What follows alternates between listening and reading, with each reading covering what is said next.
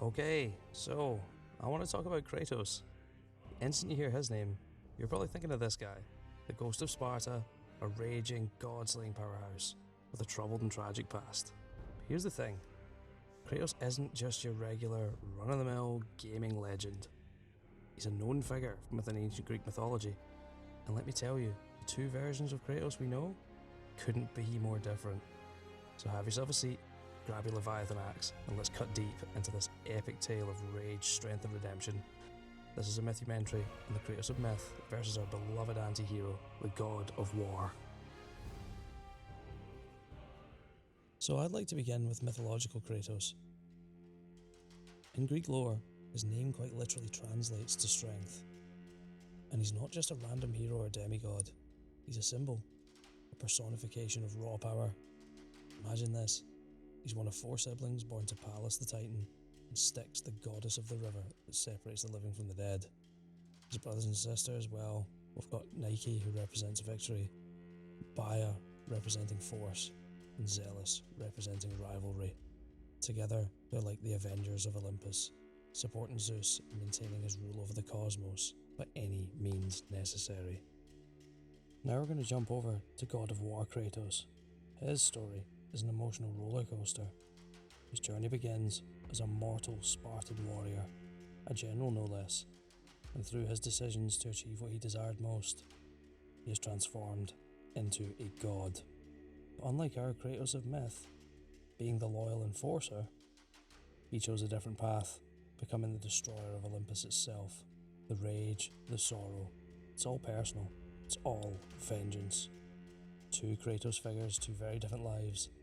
So how did we go from dutiful strength to chaotic revenge?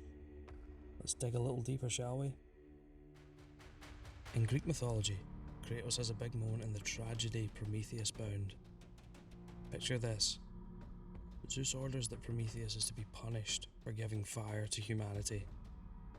And who else carries out this dirty work? That's right, you guessed it. Kratos and his sister Baia. They chain Prometheus to a rock where an eagle pecks at his liver every day. Mythological Kratos, he's all business, cold, unflinching, and unquestionably loyal to Zeus. However, in God of War, Kratos' origin hits way closer to home. He's a Spartan general, tricked by Ares, the current god of war, into murdering his own wife and daughter. To make things worse, Kratos has their ashes literally fused to his skin, turning him a ghostly shade of white. This is an ever constant reminder of his guilt. God of War Kratos doesn't serve the gods. He fights them, seeks to destroy them. And why? Because he's fueled by rage, vengeance, and the need to atone for his sins. So I want you to imagine mythological Kratos. He is basically Zeus's muscle, Zeus's gun for hire.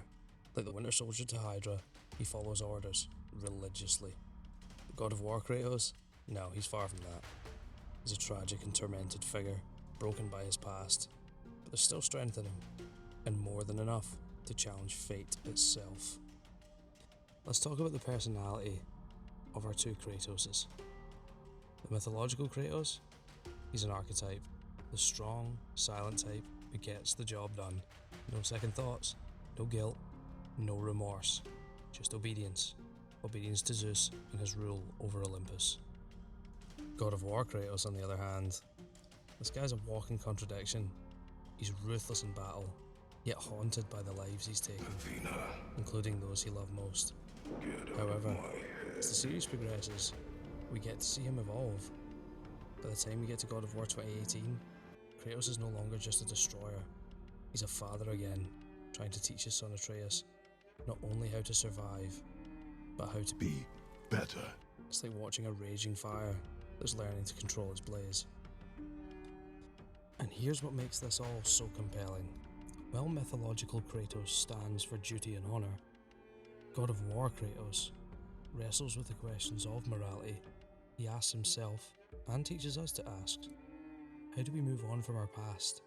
How do we break free from the cycles of violence and vengeance? You will find no peace. I know. Let's take a minute to discuss how each of these characters look.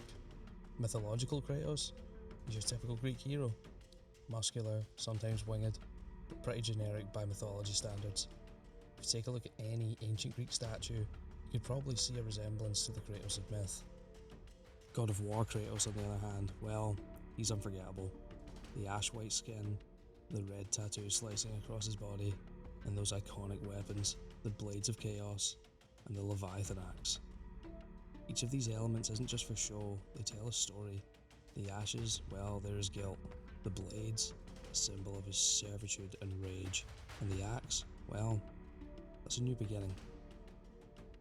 Every part of his appearance tells you who he is.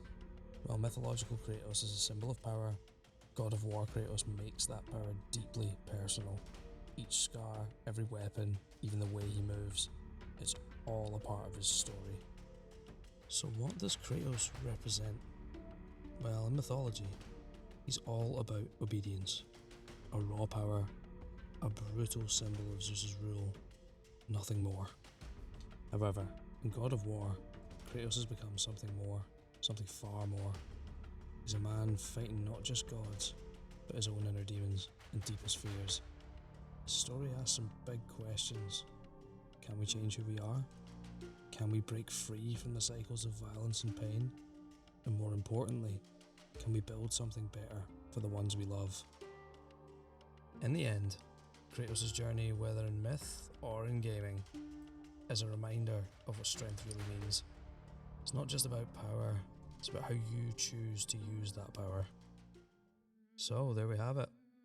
Two Kratos figures, two completely different stories. One a loyal enforcer, the other a tragic warrior reborn as a god and father. But both teach us about the power and the cost of strength. So just want to say thanks for you taking the time to indulge in my little story about myth. If you've enjoyed my idea of what a dive into mythology and gaming is, I'd appreciate if you hit that like button and subscribed, as I've got loads more ideas about what and who to look at next. Also, if you have any ideas about what you'd like to see, let me know in the comments and I'll be sure to add your ideas to my own. Anyways, until next time, peace out.